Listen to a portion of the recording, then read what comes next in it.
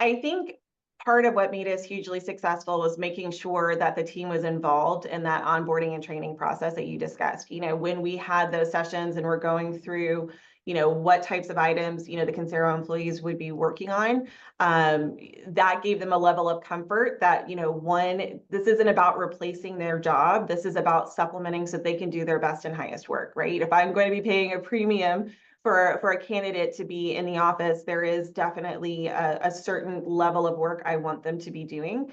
And so I'd like to get some work off of the plate that is really kind of that entry level so that they can be freed up and also continue to promote and grow their career. And that was definitely the messaging. And it was, when they go through the process and they can go, oh my gosh, I won't have to deal with that bank rec anymore. I can just review it and help oversee. I think that, quite frankly, gave them a level of relief.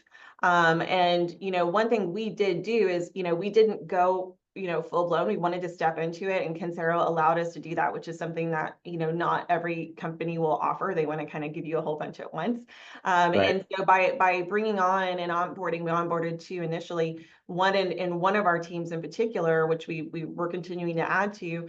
Once that employee was in place and working with the team, we very much, started to see that rapport build. We do have team meetings. We make sure the Consero employees are part of those team meetings and that they are viewed as just a remote team member.